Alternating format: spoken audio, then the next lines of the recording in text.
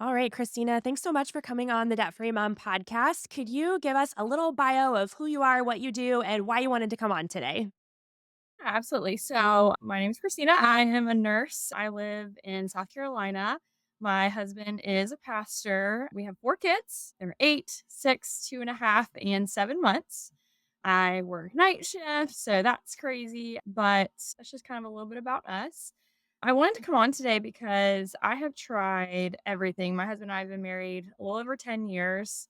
Obviously, we don't make a ton of money, but we make, I think, plenty of money or should. And we've just been so frustrated these 10 years. It's been, not on the same page with our finances, one of us managing it, the other one spending, and then the friction there. It's been starting out with student loan debt, feeling like you can't get out from underneath that, and then just piling on the things in life that happen and not really making wise decisions, just like, oh, we'll figure it out. It'll be okay. Oh, we'll figure it out. Tried, a million different budgeting techniques and just nothing worked. Nothing worked. We keep taking on debt. We kept getting behind. And then we had this huge thing happen this year with our mortgage. And it was just kind of like, okay, we have to get this together. Like, there's no other option. We actually physically can't pay our bills if we don't get this under control. And so that's kind of what led me to the debt free mom, and pay period budgeting has like totally changed the game 100%. And, we're on the same page, and it's something that both of us make sense. And it's been huge. I mean, we may not have had like this a radical, amazing change with our finances, but we've made so many strides towards goals in the last few months. And obviously, today we're making even bigger moves towards that. So it's been great. Awesome. So, what were some of the things you had tried in the past? Like, have you done apps on paper? What are some of you don't have to name anything, but what are some of the methods that you were really giving a concerted effort to? The typical monthly budget. I put in what I thought our income should be. As a nurse, your income is not a set salary, but I knew about on average what my paycheck should be. And I knew what my husband's would be. And I just put everything into a monthly budget. It's like, oh, yep, we should hopefully, if we stick to all of these budget numbers, we should be able to afford our bills. I think those were unrealistic numbers. We always went over in multiple categories and just kind of like, well, it is what it is. I tried, like, doing an Excel spreadsheet, and it went horribly, horribly wrong. I just could not figure out the numbers, and yeah, it just the typical monthly budget thing just did not work well. So, what is the pay schedule that you're following? It sounds like it's probably not a once a month paycheck. No, not at all. So, my husband and I are paid opposite Fridays, and we were actually paid about the same amount. So, for us, every week is a new pay period, and that's worked really well too, because I think in this situation, it makes us have a weekly conversation about our budget, and it's like that reset you talk about is like, "Okay, alright, we can put last week behind us, and we can work forward." Awesome. Yeah, it's such a big deal, especially when switching from once a month, where really, I mean, if you think about it, only getting the chance to reset your budget 12 times a year is just too small. Like, you have to go too long sticking to one set of numbers. So, especially for a budget like weekly, there's a drastic difference between having a monthly budget and having a weekly budget. And it sounds small, when you talk to people who haven't tried it before, it sounds like a minor tweak, like, "Oh, who cares if I set it up every 2 weeks or, once a month?" But I think what actually makes the difference is not necessarily the anything magical about the length of time as much as it is that you give more frequent fresh starts and you're actually matching what's happening in your bank account. So you're actually following once this paycheck comes in, when we're making a monthly budget, we actually never ask the question, is the cash actually going to be available when the bills are due? Because we make a budget of all the income that I will receive by the end of the month and then all the expenses that I will pay by the end of the month. And we think as long as the income number is a little bit higher than the expense number, then everything's fine. But we don't actually ask the question of when. Are my bills that come before my first paycheck going to be too big? And so mapping them out by pay period, and especially by week, can really narrow how much we have to look at. And so that we can just be like, okay, I can see across time, like you can set up those 6 to 8 weeks at one time. But when it comes to actually sticking to the budget and having a conversation with your husband, you only really have to narrow in on 1 week at a time, which just makes the hurdle so much smaller, I think. So, in the past, before you started pay period budgeting, what were some of the goals that you had that you were trying to achieve that you felt like you weren't getting any traction on? So we always knew the term of like an emergency fund. I know that the big push was always like, you only need $1,000 and then everything else goes towards debt. Well, in my mind, that just didn't feel safe enough. I have multiple children and things happen. And that to me was very frightening. So the goal was always like, okay, we'll have 10,000 in savings. And that was, years ago since that's happened. Life happens, things happen. So that was always a goal. And it was like we put money in savings and then we pull it right back out. We put money in savings, pull it right back out. And then honestly, just getting rid of some debt. We were very much in the mindset, "Oh, if you have to put it on a payment plan, it's fine. It's only $100." And then, well, those add up quite frequently. And so getting out of debt, we just didn't see any change or movement in that. So, when you first came across pay period budgeting and you decided to try and fill it out, was it challenging to think along the lines of per week? Like, was it kind of a struggle to set aside what you've tried to set up in the past and set your same numbers up in a very different format? Yeah, I think so because obviously, like probably most people, our bills are not conducive to like, oh, my one paycheck's going to pay all these bills, right? Like our mortgage, for example, which is now massive, we one paycheck is not going to cover that. And so thinking through that and having to split that between pay periods, but like once I've done it, it's amazing. And our mortgage company allows for like partial payments. And so like I can let that money leave our checking account and it can sit there until I finish paying for the month's bill. And that's been huge. So it was hard, but once I've done it, and now I love being able to see across and like know the plan, like out into infinity. It's just Yeah. great. Yeah, I know for myself when I switched, so I had several years where I was budgeting not at all by pay period either. When I first made the switch, I would feel this false sense of fear of the future, and it wasn't because we actually weren't able to cover our bills or whatever. It was just because it felt unknown. It was like I couldn't conceptualize that whatever was going to be due in the next several months was actually going to be able to be covered. So, especially like annual bills, like things that we pay once a month, we get a lot of fear around like the month that we know that that one big annual bill is due. And I think the thing that we sometimes have to remind ourselves is, well, that's knowable information, right? Like we have all the information available to us. And if we map it out in a tool that allows us to do that, we can actually look in specific terms at the month that's going to include that large bill, even if it's 2 or 3 months away. And I think that really is a big drawback of a lot of other budgeting tools, especially apps, is that you can really only look at your current month, right? Like I used Mint for a while. You can't even look even if it's the 30th of the month, I can't look at what am I going to do next month until the month actually starts. So I totally agree that personally for myself and my own finances, being able to like start to feel concerned about something and then be like, "Hey, you have a tool, you have a way to actually look at what this is going to be in the future can really help with being able to plan around it." And sometimes I didn't need to plan. I could just map out the budget and I could just see, yes, like you can cover that expense. It's not going to be a big deal. And the other thing is, even if it's not going to be easily covered in that individual pay period or month, if we map out a little bit more in advance, we give ourselves options for saving up ahead of time for it or, decreasing a few expenses or something. One thing, in addition to the frequent fresh starts, one thing I like to tell people a lot of times is the more time we give ourselves between when we set the budget up and when we actually have to put it into action, the more options we have for adjusting it if it needs to be adjusted, which is a big deal when you're talking about your money. And we know what's happening the next week. We know if we're gonna go out to eat on Sunday after church or if we have something else planned. And so knowing like, okay, I don't have to set aside $50. I can put that somewhere else. Like just knowing that is great.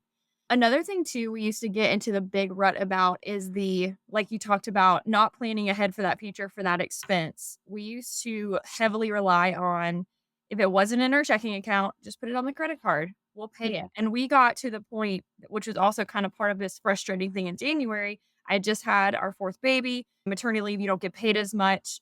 Did I plan for that? Absolutely not. And we got into the cycle of putting a bunch of things on credit card, and our bill got a lot higher than it's ever been. And it was between every paycheck, I'm putting five, $800 to back pay this credit card, and then I have no cash on hand. And it was that vicious cycle. And then you add this additional huge thing on top, and it was very, very frustrating. Yeah. And it can be easy, people who are racking up credit card debt that they're not paying off, they at least know that that's happening and they know they want to stop that, for example. I think there's a big middle group of people who are putting things on credit cards and paying it off, but the timing of when they're paying it off is still problematic, but it's harder to recognize that that's a problem because like you said, then you get into this rut of the paychecks that you receive can't be used for your current or upcoming expenses. They're all paying off your past, which just keeps you stuck in this cycle of, so if I do that this paycheck, that means that the exact same thing's going to happen for my next paycheck going off to pay my past. But it can be hard to get out of that cycle. So, did you have to then kind of catch yourself up where you got to a point where you were able to pay the credit cards off and have the cash to start paying for current expenses? Yeah, we did. It took about, honestly, about 8 weeks. The great thing is being a nurse is you can pick up extra shifts, which is amazing and such a blessing. And so I did that pretty consistently, and we paid off about like $3,000 in a 2-month period, which I thought was huge for us. So got that to 0, and now my husband and I are both on the same page. We work with what we have, and nothing goes on the credit card. And that's been like, I mean, you're talking 10 years of doing that. 10 years. So that's been huge.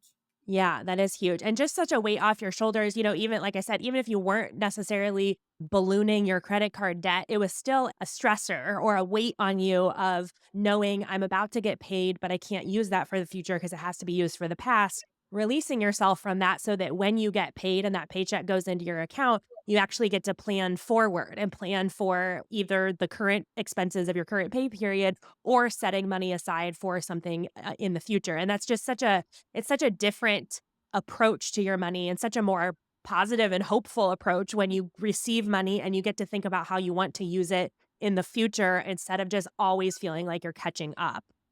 And then what I really love about the tool too is, for example, like we know in 2 months we're going on a trip.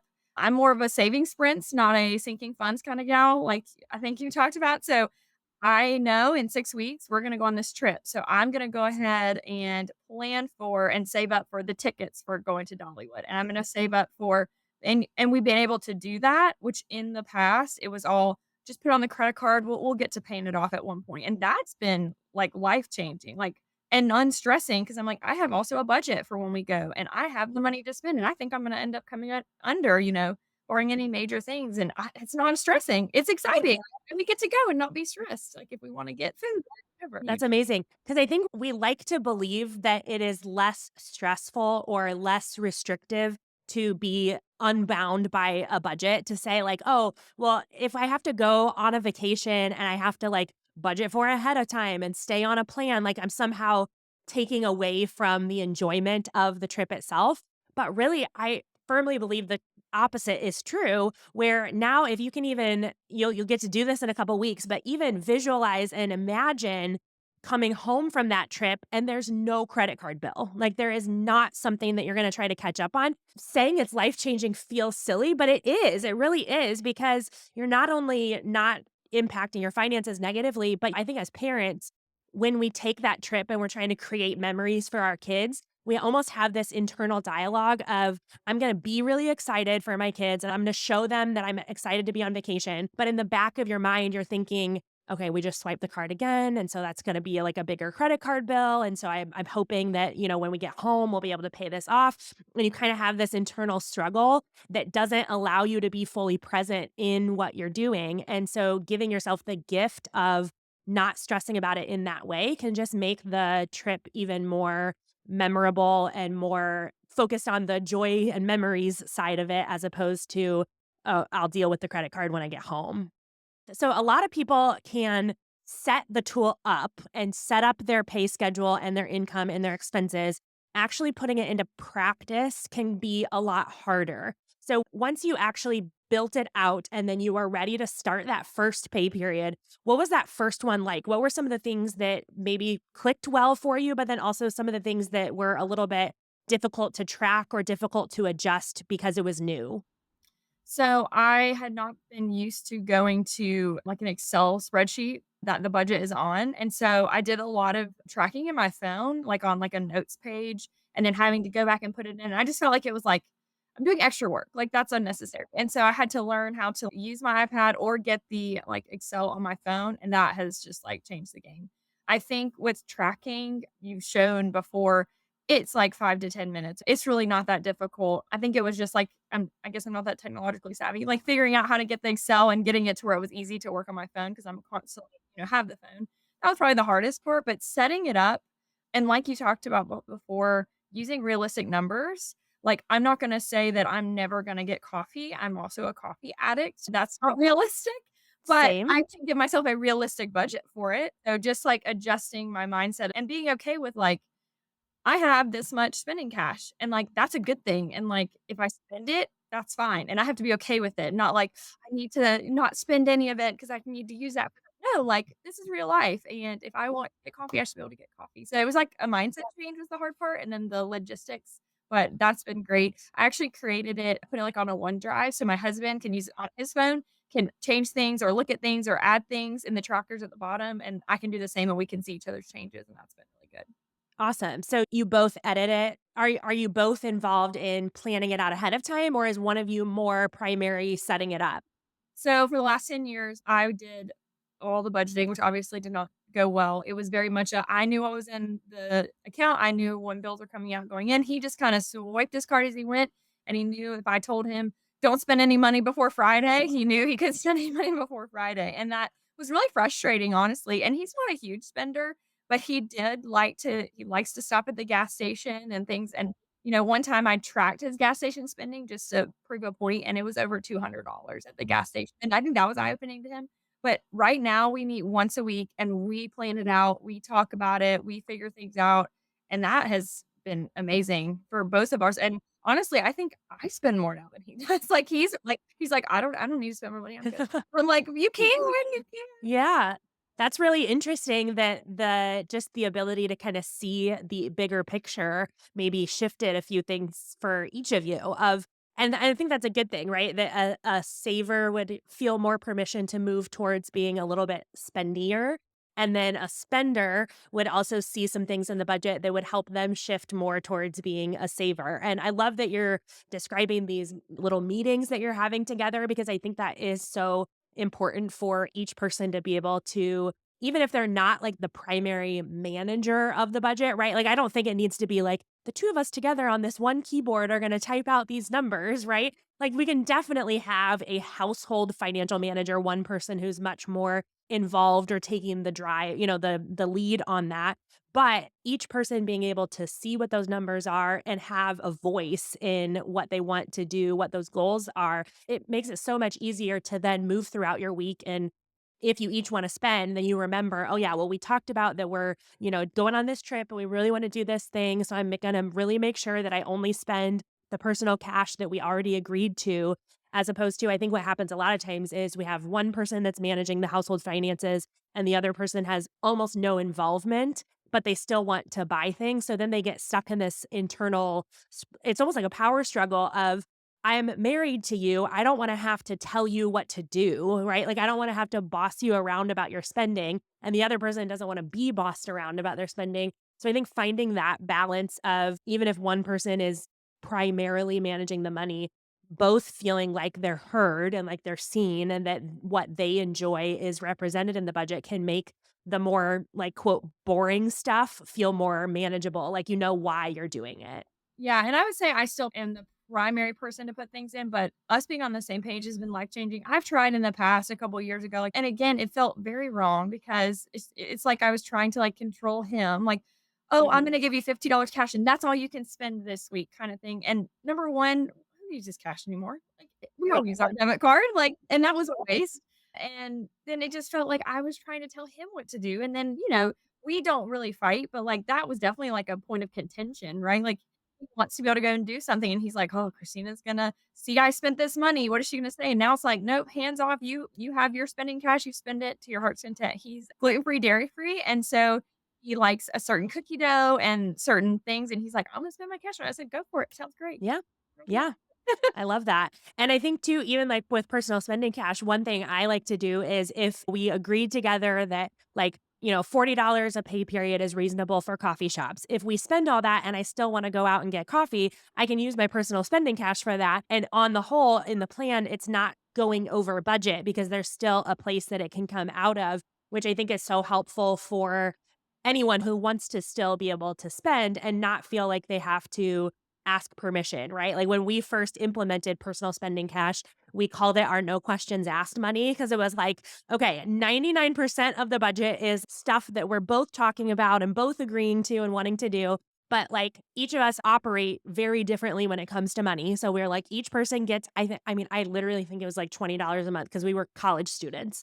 But it was like each person gets this no questions asked money where I don't have to be frustrated that he saves his up over a long period of time and then he buys something really expensive and that felt extravagant to me. But then at the same time, I am the total opposite and it's just like all these little purchases of, just random treats and drinks and downloading episodes of a TV show that we didn't have cable for and stuff. And he was frustrated by that because he was just like, there's no point to that. So then when we were like, no questions asked money, like you do that and I do this, it just makes it so much better. It makes it easier to agree to the bigger stuff when you each have this little corner of money that you can just kind of go and do without having to be like, "Oh, Kyle's gonna see that transaction." Yeah, absolutely. So, I love that it was actually not as difficult to track and manage once you built it out, and I think the key to not having it be overwhelming to track is exactly what you said, realistic numbers. That if the numbers are unrealistic, that's what actually makes tracking hard because then it's like, "Well, I already spent money that wasn't budgeted. What am I supposed to do? Where is that supposed to go in the budget?" If we can actually budget a little bit higher than what we might end up spending, that's so much easier to follow along with and say, hey, there was, $10 extra in the gas category and $5 extra in the restaurants or whatever it was. So being completely honest about what those realistic numbers should actually be when we build it can make the tracking part of it so much easier and not feel like we're super restrictive. So, compared to what you had done in the past, were there any categories where part of this transition to the pay period budget was recognizing, hey, what I tried to do was unrealistic, like your groceries or something, like the number I was trying to stick to was not matching what our family needed? So, restaurant was a huge one, and I think that came with having a 4th kid and realizing going out to restaurants is not enjoyable. We always had this, like, budget of 150 a month, which is hilarious because for all of us to go out to eat one time, it's like 60 bucks, like, so that's just so unrealistic. But now, because we're doing it per week, we can look to the week, we can decide Sunday lunch, are we going or not? And then we just make the conscious, concerted effort, like, we just eat at home. And so our restaurant budget is actually staying about that 200 a month, but before it would be 500 a month because you're talking about the Chick-fil-A runs randomly. Now we make plans. I pack bento box lunches all the time for us to go do things, and so that's been the restaurant and the grocery. I've always been an Aldi fan, Sam's occasionally, but Aldi all the way. But I, like most people in a monthly budget, you start on the month, you're like, "Oh, that's plenty of money. I'm gonna be fine." You get to the middle of the month and you're like, "I am almost at my budget. What am I gonna do? I have to see all these kids for 2 more weeks." And then you always go over and you're like, "What happened? Where did it go in the in between?" And doing it per pay period per week has been I'm almost always over budgeting and coming under. And then I also because my income, while it is I have a basic for how much it's gonna be, but it's usually above that because I do extra meetings and things. But I always budget for a lower number, so I'm under budgeting my income and over budgeting my spending, and that's where we create our little gap, and that's been huge. Perfect. Yes. Yeah. I always say if you have to guess on income, guess low. If you have to guess on expenses, guess high. Because then if you're wrong, it works in your favor, which is so much easier to manage than being wrong and having it not work in your favor.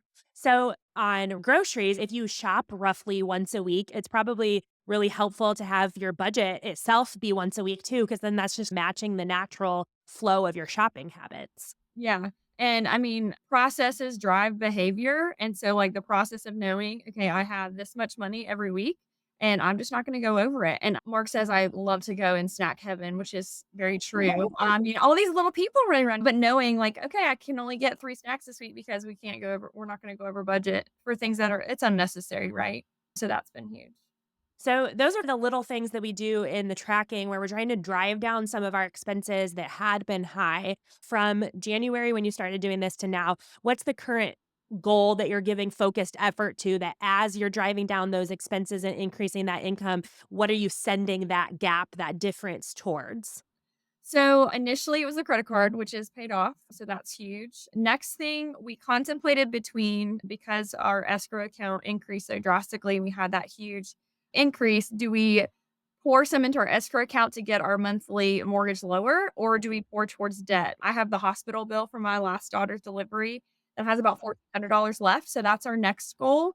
I know we try not to stretch all the goals out because then it's like you don't feel like you're making any movement. But I think our goals right now is we have 2 trips in May, and so we almost are completely saved for those, that and then getting that hospital bill paid off because that'll eliminate about $160 a month bill, which would be huge for us. There are other debts or student loans that feel like much bigger mountains, which we want to tackle, which is funny. For 10 years, we've never felt like, "We gotta get this down." We just thought, "Well, we'll pay this until we're 80," you know? Yeah. So that's the goal is the hospital bill, and that's like the smallest debt, and then to tackle the next mountain. And honestly, just staying out of credit card debt is like changing everything for us for sure. Yeah. And like you said, with the student loans, I think what you're mentioning subtly is a really big indicator that the budget is going well for you. Is that in the past, all those 10 years, you basically assumed that there wouldn't be this forward momentum. There wouldn't be the ability, the opportunity to even dream or talk about paying something off that's large. And that's kind of what actually did happen then, right? Like your paychecks continued to just pay for what had already happened instead of making a dent in the student loans that were there, right? And so I love that even just from January to now, as we're recording this in the middle of April, that's such a short amount of time. I mean, that is not very much time. And the things that you're describing are different for you, either just in your mindset or like actually on paper, what you have paid off is worlds different. Like the way you would have felt about your money in December versus the way that you're really positively talking about your money now is quite dramatic in such a small amount of time, which is really exciting to think about the future. Yeah, the other category that we always overspent was uncategorized. The random things that we would spend on was always insane, and I think that's what I realized in January looking at the numbers, is like, our money is going to a bunch of nonsense, like a Shutterfly book, like an insanely expensive Shutterfly book for what reason? And just like, "Oh, that looks good, I'll just order that." And it was like, if it was in that account, I'll order it, like and it was just frivolous spending, and now to be able to map it out, know, like, "Okay, I've gotta get kids' clothes in a couple weeks." I budgeted for that and just all these things that I would say, like, I didn't know I needed to spend on, but now I do know, is also takes the game, and I'm not just frivolously spending these, like, high uncategorized, expenses. The tricky part with that when you don't have a budget is if you let the bank account be the guide of whether or not you can buy something, our bank account actually can't tell us what's available. It can tell us what happens to be there in this little snapshot of time, but it can't tell us how much is going to be available after I pay for all the bills that I need to pay for first. And then the other tricky thing with unplanned miscellaneous spending is that all of the individual transactions tend to be rather small. So we pretty quickly convince ourselves that it's totally inconsequential, right? Like this book for $20 and that shirt for 10, like, oh, it's not possibly going to negatively, we're at a place in our finances where a $10 thing can't possibly be a negative. Well, that's true in isolation, but if we do that too many times, it sure does add up to something that can negatively impact us. And it was insane the amount of money it felt like we were just throwing away. Like you said, it was the small purchases. It was the 20 here, the 30 there, oh, it's fine, we can order that, our Amazon purchases. Like, I guess I blame like being up in the middle of the night with a kid I was just like the things I would buy, I'm like, why am I doing this? Like, I don't even need that.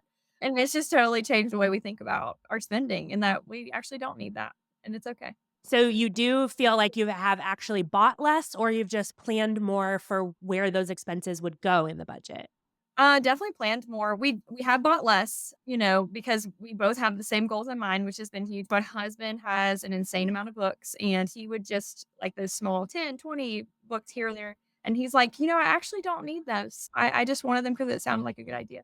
So that's helped. But also we plan for them. We plan for a lot. And we do have a buffer for things that come up, a small, small buffer per week. And I don't feel bad if one of the kids, like, or if the baby needs another, set of bottles or something because we upgraded. Like, I don't feel bad about that. That's a necessary expense, and I've planned for it. And that's what's, like, totally changed the game. Because that buffer is so important, but we also want to keep it at a reasonable amount because if it's too large, it feels like permission to spend. But I think that's the helpful part of using a buffer that's not like for me, and everybody's different. For me, if I had a category that was called miscellaneous spending, I would literally try to come up with something to buy. It would be like, what do we want to buy with our miscellaneous spending this pay period? But instead, just having it be that amount left and watching that amount left get smaller every time I add something, that's even though like functionally it's the same thing as having a miscellaneous category. For some reason, like mentally to me, that's totally different. It gives me just the right amount of pause to decide, do I really want to use my buffer for that or do I not? And so, like you said, like bottles, yep, I'm going to use that for that. Or like my kids bring home a permission slip for a field trip, like $10 to that I didn't know I'd needed to, no problem. But at the same time, like ordering a random thing for myself on Amazon because I saw somebody else wearing it, I probably don't need to use the budget buffer for that. Yeah, and I really like the trackers at the bottom of the budget because that's been, huge. Like I do grocery, restaurant, gas, and then the unexpected. And that has been great to see that number and be like, okay, I only have this much. And then at the end of that pay period, when we're talking about the next one, be like, wow, we have this much left over. Like, I'm so excited. What are we going to use that for? And that's a really good thing too. Is like I always thought everybody has like thousands of dollars sitting there, in their debit account for some reason, and I'm like you, if I have that amount, I'm gonna find a way to spend it, like but no, I have a plan for every dollar we have, and anything extra is going towards a goal, and it is leaving my account when that new paycheck hits, and that's been great. And not afraid to do that either, like, not Right, right. afraid to That's the do big thing is like if I ever share like, oh, it's the last day of my pay period, so there's $27 in my checking account, people freak out. And they're like, you can't do that, or I could never do that. And I'm like, I could never do that if I had no plan. Like if I had no idea what was going on with my money, then that would be a problem. Or I get people say before too, like if I say there's 27 left in my checking account, like that's so irresponsible. And I'm like, actually, I have like 5 months worth of expenses in an emergency fund because that's where my money stays. And so, yeah, treating your checking account like a waiting room where it's like the money is sitting in here very, very temporarily until I tell it what to do, either because it's going to go to a bill or because it's going to move out towards a goal. Allowing it to sit there for too long, a lot of times people will say that makes me feel better or makes me feel more comfortable. But at the same time, they're usually the same people who are buying things because there's a lot of money in their bank account. And so it's just like this catch 22 of they're overspending because there's a lot in their bank account, but they say that keeping a lot in their bank account is what keeps them comfortable. And so learning, it is difficult of the first couple times when you see that balance go down after you spent so long being like, as long as there's a lot of money in my checking account, I'm okay. Then you have to really tell yourself, usually out loud, like, I'm fine. The money is there. It's just in a different bank account, but it's a new method. It's a new way of doing things. And yeah, like you said, because you have that plan, you have that peace of mind that you've done all the right things that you wanted to do with your bank account or with the money in your bank account. And now you're ready for your next pay period. And I think too, another thing that's great that you said was that when you have extra left over at the end of the pay period, I think people have a false sense of needing to have a rule like anytime there's extra, it has to go towards a goal. Or if there's going to be money left at the end of the pay period, because our primary goal right now is our emergency fund, then all that money needs to go in the emergency fund. I think it's free game. Like if I get to the end of the pay period, because another way to look at it is, especially for the person who's primary budgeting, it's like giving yourself a little bit of a tiny paycheck, a token for the effort that you've done of like, we did an excellent job. Like we stayed on budget. The money that we wanted to put in savings did go in savings. if we have $20 left over, when the kids go to bed, my husband and I can order a pizza or whatever it is, like we can use those little tokens as tangible reminders of why we're doing what we're doing.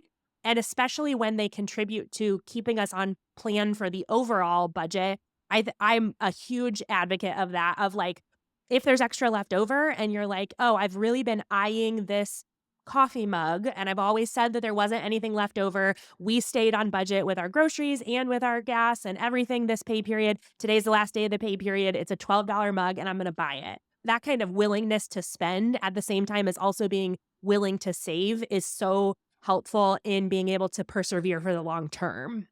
Yeah, that's exactly what I was gonna think. I was gonna say is like persevering for the long term. It's like those little like mini goals that you like, okay, we're doing great. Like we've done this for 4 months now. We've made strides. Like, let's get a little reward. Nothing crazy, nothing that's gonna, make a big dent in anything, but to be like, you're doing a good job. Like you can keep going. Yeah, and it's a tangible reminder to your own mind of the things that we're doing are making a difference, even if day to day they don't feel like they're making as much of a difference. It allows you to see that, maybe it's like, oh, when we go out on date night, we always felt like we needed to go to like a Chipotle level place. But, after we stick to this budget for, 3 months, we're going to go to a steakhouse or so, something like that, where it's like you said, it doesn't have to be anything crazy for you to feel like, okay, now I'm seeing the benefits and the upside of what we're sticking with. That you make your hard work worth it, basically. And really, I mean, I mentioned this before, but what I'm so excited about hearing your story is how much has changed in a short period of time and what that means for even just like 1 year from now. Like, where could your family be 1 year from now with this kind of consistency over your past couple of months? I mean, my husband and I have talked about how we almost are kicking ourselves for the last 10 years, but you can't go back. You can't change anything. We got married very young. We were 22 and 21. We had no idea what we're doing, and no one teaches you. I mean, you're like born with the ability to know how to manage finances. And so, wishing we could go back, knowing we can't, but like you said, momentum, like so excited for what this means for us in the future. And like to see my husband excited is really exciting for me because I'm like, "Okay, like, we can do this. If you're on board, I know we can do this." Yeah, that's amazing. And also the great thing about the changes that you're making is that when you're talking about picking up extra shifts or decreasing your restaurant budget or something like that, the cool part about making progress in your goals is that those changes aren't permanent. Like they don't have to be permanent, right? So like we can set goals for saving up for something or for paying something off, but we can also set goals like when the minimum payment on so student loan minimum payments are generally calculated with a lot of little loans inside of that bulk. And then each of them has a minimum payment associated with it. So, for example, if your minimum payment would go down by $100, then you could say, well, that means there's $100 extra for other goals. Maybe we'll do 50 added to the restaurant budget and 50 added to a goal, something like that, because it just makes sense that the things we have to do to get out of debt and turn the ship around shouldn't be the things that we also have to do once we have turned the ship around, right? There should actually be a different way that we can live once those changes have happened that we weren't able to do while we were trying to dig ourselves out of where we had been.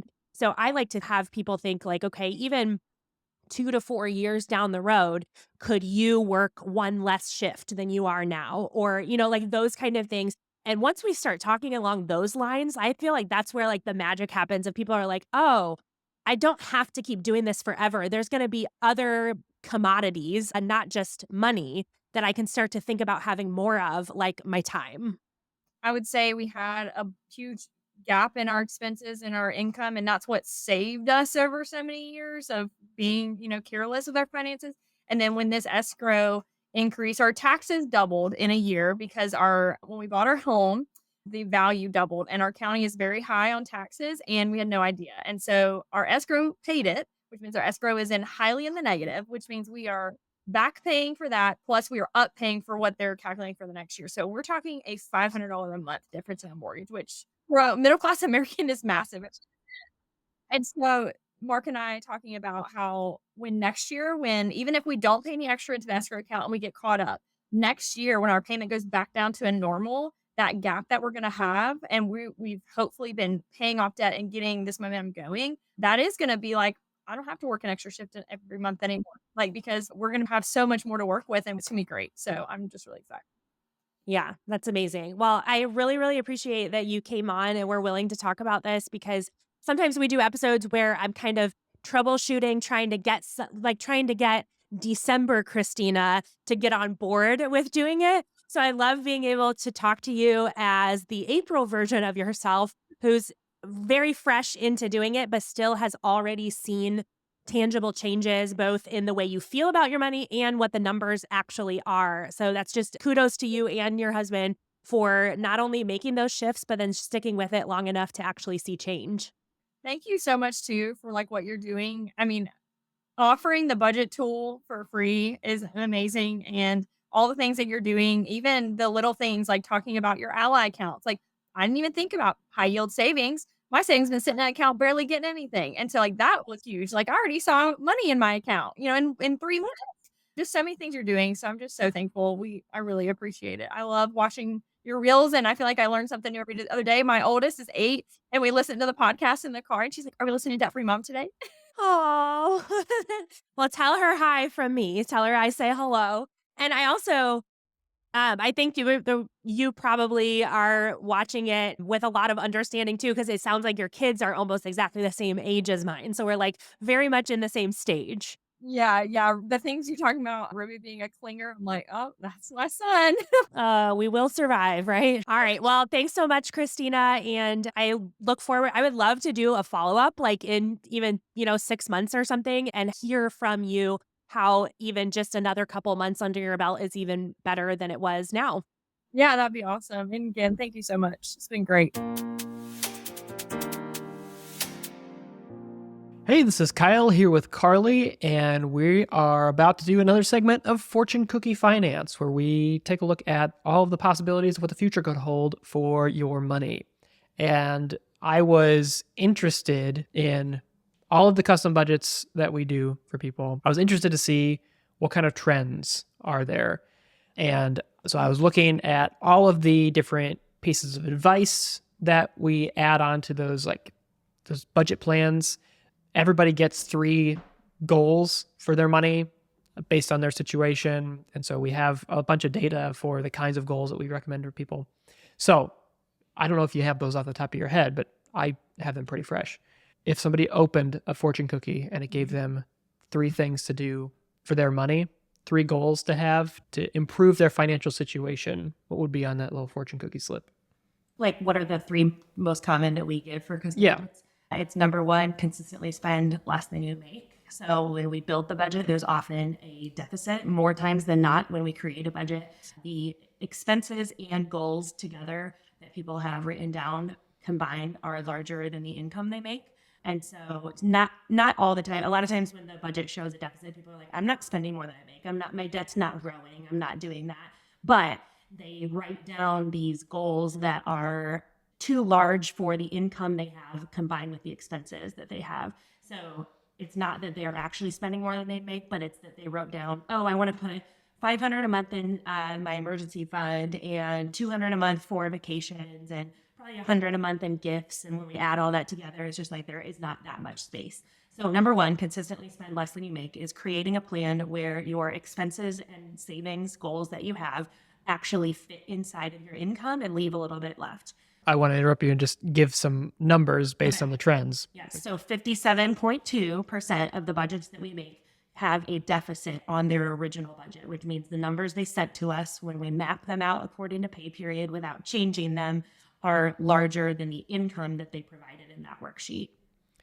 And that also means that the first goal that you said that we often give to people, 36% of people we recommend consistently spending less than you make. It's been edited a couple times, so it's actually even higher. Oh, than it that. is even higher than that, yes. More like 46% of people. All right, so nearly half of the people who come to us for a custom budget, we're recommending Which makes sense if a little bit over half of the people have a deficit on their original budget. Totally. So yeah, that is almost always what we have to recommend first is, like I said, not necessarily that their actual spending exceeds their income, but the lofty ideas they have in their head of what they should be able to do when they're mapped out do not actually make sense on paper. And so what we have to do is say, okay, you have to decide what your priorities are. Do you want to keep those big spending goals that you have or big savings goals? And if so, what expenses do you need to reduce? Or are your expenses pretty well realistic and therefore we need to offset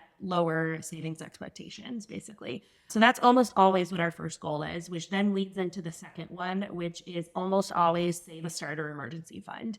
So goal number 2 is almost always save a starter emergency fund. We calculate what that should be. So we add up what the necessary expenses are for 1 month of spending after we see what your budget looks like. And then we give you a realistic number to say, hey, before you go into paying off debt or trying to replace a car or make a renovation in your home, you really have to have at least 1 month of expenses in an emergency fund. So we do ask, how much do you currently have in your emergency fund and how much do you want to have in there? So then we can give a realistic goal for, okay, you have $3,000 in your emergency fund, but we just added up all your necessary expenses and they add up to $7,000 a month. So we need you to go from $3,000 to $7,000 before then moving on to any other goals. So I would say, did you look at the numbers? What percent of the time do we say that saving a starter emergency fund is goal number 2? I think this is actually a little bit higher than the first one. So if these categories have been edited a couple of times, so I'm trying to do some mental math here, but it looks like about 50% of the people who we build custom budgets for, we recommend saving a starter emergency fund. And then if you combine that with the people who are already spending less than they make, it's goal number 1. So that's another 10%, which we're not going to do the same goal twice in a row. So these are going to be different people. So over 50% of the time when someone comes to us saying, I'm frustrated with my budget, I feel like I'm living paycheck to paycheck, I should be able to make more progress than I actually am able to make, I'm sick of all the debt I have, well over half the time, their goal number 1 or 2 has to be saving a starter emergency fund. Because what we recognize is without that frustration is not going to go away, because you could pay off all of your debt, but if you don't have an emergency fund of some kind, you're still going to feel on the edge of your seat, because whatever happens in the future that you couldn't predict, which is normal, none of us can predict everything that's going to happen. If you don't have that nest egg that can cover the things you don't yet know, it doesn't matter if you're debt free, you're still going to be nervous about the future. So that's why almost all, like you said, like I think about 60% of the time, the goal number 1 or 2 includes saving a starter emergency fund, which means that the vast majority of people do not have at least 1 month of expenses and savings. All right. So first goal that we recommend is spend less than you make. Second is save a starter emergency fund of at least 1 month of expenses. And what do you think is the third one? Pay off high interest debt. So once we establish that you consistently spend less than you make, that you have a starter emergency fund of at least 1 month of expenses, we then look at the list of all of your non-mortgage debts. We take into account how big the total balance is, what the interest rate is, and if there's any promo periods, like you signed up for a 0% interest credit card, but it's ending in 5 months. That's not a 0% interest debt. That's actually a high interest debt, because you are 5 months away from flipping to a very high interest rate. So what we do in that goal is say, okay, once we know that you spend less than you make and you have at least a month of expenses in your emergency fund, what we know is that while you're focusing on paying off your high interest debt, if something unexpected happens, you won't have to rely on going further into debt in order to take care of it, because we've first established that emergency fund. So you would be able to pause paying off your debt, use your emergency fund to pay for that expense, which is that's the big shift. That's why we do that first, is because goal number 3, to pay off your high interest debt, that cleans up what happened in the past, which is a necessary part of improving your finances, but it does not change what you are able to do in the future when an unexpected expense happens. So the emergency fund is much more important than paying off the high interest debt, because it will actually change and expand the options you have when something unexpected happens. So in that goal, we pay them off one at a time. We create a custom list of what we recommend doing in what order. So there's debt avalanche is highest interest rate to lowest. Debt snowball is lowest balance to highest, regardless of interest rate. We kind of do a hybrid of them. We default to listing them in order from smallest balance to largest, but we take into account an interest rate. So if I just purely listed your debts smallest balance to largest. And the smallest balance one is a 0% interest medical bill that has $500 left on it. I move that to the very bottom because we need to take care of those high interest debts first. So first, I want to share the numbers for that one. Again, a little over 50% of people that we build custom budgets for, their third goal is pay off high interest debt.